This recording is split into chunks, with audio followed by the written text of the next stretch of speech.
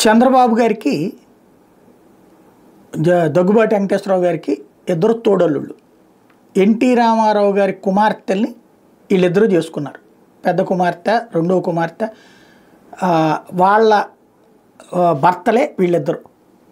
కొడుకుల్ని దగ్గరికి రానిలా ఎన్టీ రామారావు రాజకీయాలకు సంబంధించి. హరికృష్ణ డ్రైవర్గానే మిగిలిపోయాడు. బాలకృష్ణ రాజకీయాలకు తీసుకురాలేదు. కొడుకులు ఎవరు రాజకీయ వారసులు అవ్వాల, అల్లుళ్ళు వారసులు అయ్యారు.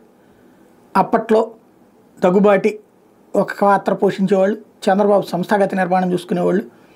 వీళ్ళిద్దరి మధ్య విభేదాలు వచ్చినాయి. ముందు వీళ్ళిద్దరూ కలిసి ఎన్టీ రామారావుని గద్దె దించారు. ఆ తర్వాత వీళ్ళిద్దరిలో విభేదాలు వచ్చినాయి. దగ్గుబాటి చంద్రబాబుని వ్యతిరేకించి అవతలకు వెళ్ళిపోయినటువంటి పరిస్థితి. 30 సంవత్సరాల నుంచి ఇటు దగ్గుబాటి వెంకటేశ్వరరావు కానీ, పురంధేశ్వరి కానీ చంద్రబాబుకి వ్యతిరేకమే.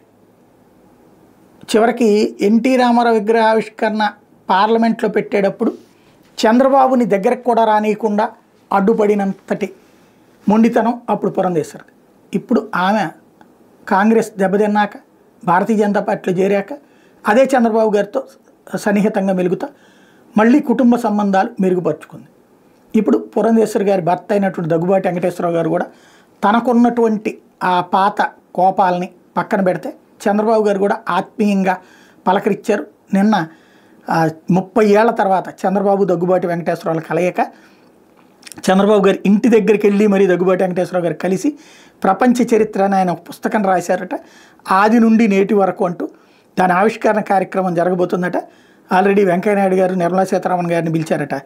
చంద్రబాబు నాయుడు గారిని కూడా రమ్మన్నారట. ఆయన రావడానికి సిద్ధపడుతున్నారు.